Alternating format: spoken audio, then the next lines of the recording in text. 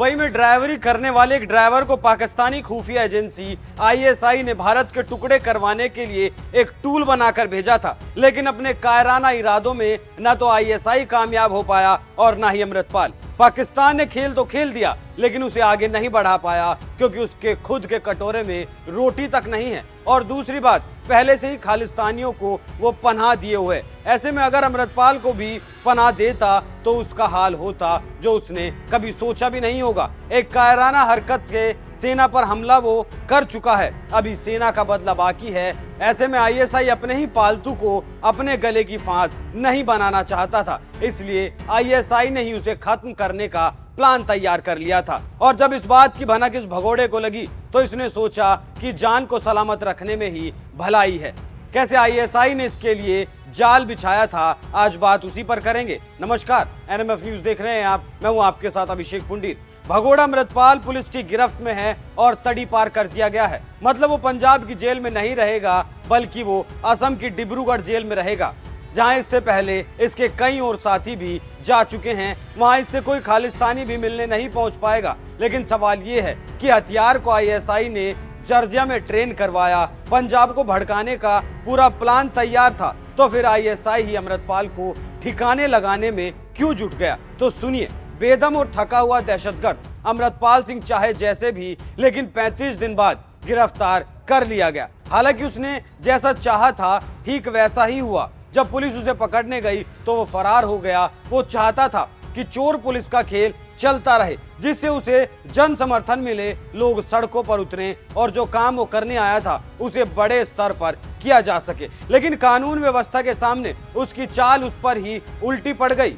कोई उसके लिए समर्थन में सड़कों पर नहीं उतरा, इसलिए उसने एक के बाद एक 2 वीडियो जारी किए, लेकिन उसके लोग उसकी सोच पर खरे नहीं उतर पाए। उसने सिख संगठनों को भी एकजुट करने की कोशिश की, लेकिन वो चाल भी कामयाब नहीं हुई। तब भगोड़ा समझ गया कि अब कुछ नहीं किया जा सकता। उसका आका भी समझ गया कि उसका प्लांट किया हुआ टूल कामयाब होने में नाकाम हो चुका है, तो उसने उसे ठिकाने लगाने का प्लान बनाया। और अमृतपाल इस प्लान की भनक लगने के बाद हांफता हुआ खुद ही पुलिस के कदमों में आ गिरा।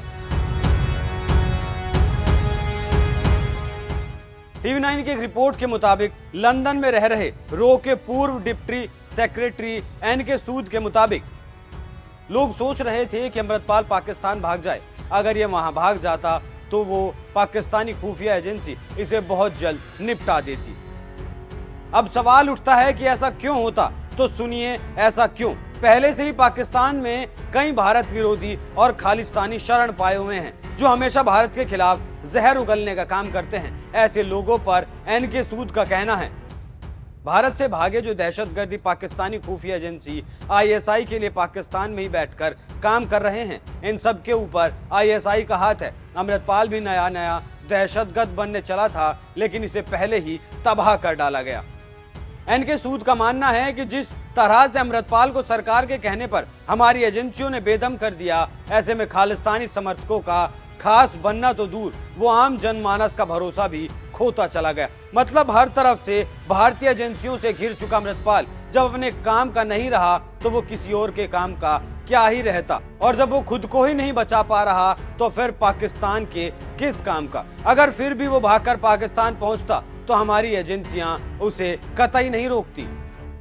पाकिस्तान सीमा पर तैनात सीमा सुरक्षा बल, इस बॉर्डर पर पैनी नजर रखने वाली हमारी खुफिया एजेंसी तो चाहती कि अमृतपाल किसी तरह से पाकिस्तान पहुंच जाए।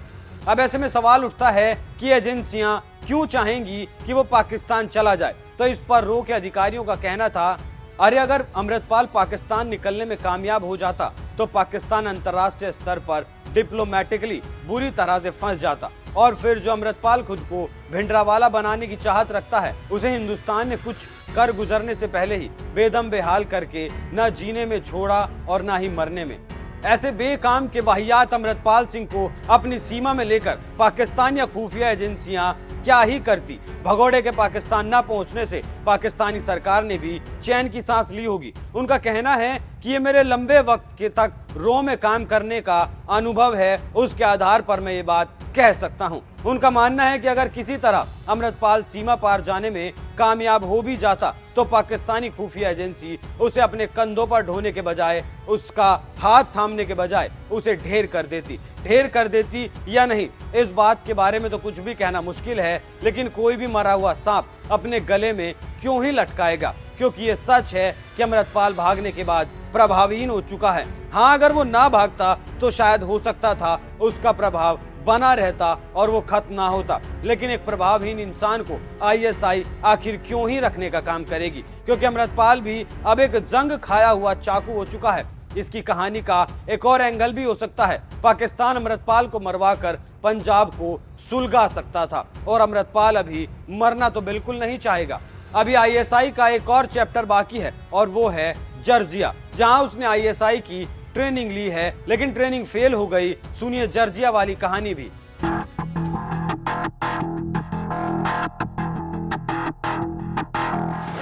जॉर्जिया सरकारी डोजियर की माने तो भारत आने से पहले अमृतपाल ने 1 साल तक आईएसआई की ट्रेनिंग ली थी। अमृतपाल को लेकर यह भी खुलासा हुआ कि उसके आईएसआई एजेंट और विदेश में बैठे उग्रवादियों से भी संबंध है। अमृतपाल ने भारत आने से पहले आईएसआई की ट्रेनिंग जॉर्जिया में ली थी। पंजाब में फिर से आतंक पैदा करने का इरादा उसका पूरा दम भर चुका था और इस दम को भरने के लिए ही अमृतपाल को प्लांट भी किया गया था। अमृतपाल के पास जितना भी हथियार आया सब पाकिस्तान से आया। फायरिंग रेंज बनाने में मदद, बुलेट प्रूफ जैकेट देना और तमाम चीजें सब आईएसआई ने ही इसे मुहैया करवाई थी और ये सब भेजा गया था ड्रोन के जरिए। इन सब बातों का खुलासा जांच एजेंसियों और पुलिस ने किया है। अब सुनिए अमृतपाल को लेकर अब तक क्या क्या खुलासे हुए हैं। पहला खुलासा तो यही हुआ है कि जो नशा मुक्ति केंद्र वो चलाता था उसकी आड़ में वो मानव बम बनाने का काम करता था। दुनिया की नजर में ये युवाओं की ड्रग्स की लत को छुड़वा रहा था, लेकिन असल में ये ड्रग्स की लत लगा रहा था। अमृतपाल नशा छुड़ाने के अभियान, धर्म प्रचार और अमृत पान के नाम पर युवाओं को इकट्ठा करता था। नशा छुड़ाओ केंद्रों में युवाओं का ब्रेन वॉश करता था, उन्हें इस तरह का प्रशिक्षण देता था कि जरूरत पड़ने पर जान देने के लिए भी तैयार हो जाएं। उन पर भावनात्मक प्रभाव डाला जाता था। इन्हीं के सहारे वो आनंदपुर खालसा फौज खड़ी कर रहा था। दूसरा बड़ा खुलासा ये हुआ है कि विदेशों से इसे फंडिंग होती थी और दवाएं मुहैया भी करवाई जाती थी, जिनसे ये अपने ड्रग सेंटरों को चलाया करता था।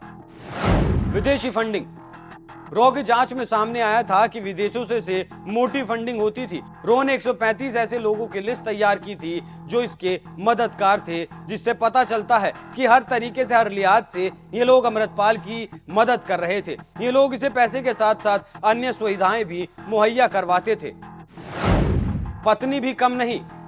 पुलिस और खुफिया एजेंसियों ने दावा किया कि कट्टरपंथी अमृतपाल सिंह को 158 विदेशी अकाउंट से फंडिंग होती थी। इनमें से 28 खातों में 5 करोड़ से ज्यादा की रकम जमा की गई। इन खातों का संबंध पंजाब के माझा और मालवा से भी मिला है। शुरुआती जांच में पता चला कि किरणदीप ही अमृतपाल के लिए फंडिंग इकट्ठा करने का काम करती थी। किरणदीप लंबे वक्त से यूके में रह रही थी, यहीं से वो फंडिंग का पूरा काम धाम देखती थी। लेकिन एक बात और, पुलिस ने जैसे ही पत्नी को गिरफ्तार किया अमृतपाल की हेकड़ी निकल गई। अब दोनों मियां बीवी पुलिस की गिरफ्त में हैं और एक एक कर दोनों राज उगलेंगे और बताएंगे पूरा सच क्या है। एक बार आपको मामले की जानकारी दे दूं, 18 फरवरी को अपने साथी को छुड़वाने के लिए अजलाना थाने पर एक हिंसक प्रदर्शन किया गया। ये पूरा प्रदर्शन अमृतपाल के कहने पर किया गया था। इसके बाद पुलिस ने अमृतपाल को पकड़ने के लिए एक जाल बिछाया, लेकिन अमृतपाल पुलिस की पकड़ से दूर हो गया। पुलिस लगातार जांच कर रही थी, अमृतपाल को पकड़ने की कोशिश लगातार जारी थी। पंजाब के सारे बॉर्डर सील कर दिए गए थे, लेकिन बार बार अमृतपाल भागने में फरार हुआ। कभी दिल्ली, कभी अमृतसर, तमाम जगह से, यूपी में भी 2-3 जगह उसकी लोकेशन मिली। तमाम जांच के बाद पंजाब पुलिस उसे गिरफ्तार करने में नाकाम रही। लेकिन कल रात ऐसी खबर मिली कि अमृतपाल ने खुद पुलिस को फोन किया कि वो एक गुरुद्वारे में है और वहां से उसने 7 बजे सरेंडर करने का हवाला दिया। तब जाकर पुलिस ने उसे गिरफ्तार किया, लेकिन पुलिस के मुताबिक उसे गिरफ्तार किया गया है, उसने सरेंडर नहीं किया है और अब उसे असम की डिब्रूगढ़ जेल भेज दिया गया है, जहां उसके चाचा और 6-7 साथी और रखे गए हैं। डिब्रूगढ़ जेल रखने का कारण यह है जिसे खालिस्तानियों की भीड़ उससे ना मिल सके और पंजाब के हालात खराब ना हो सके। आप इस खबर पर क्या राय रखते हैं, हमें कमेंट करके जरूर बताएं। नमस्कार।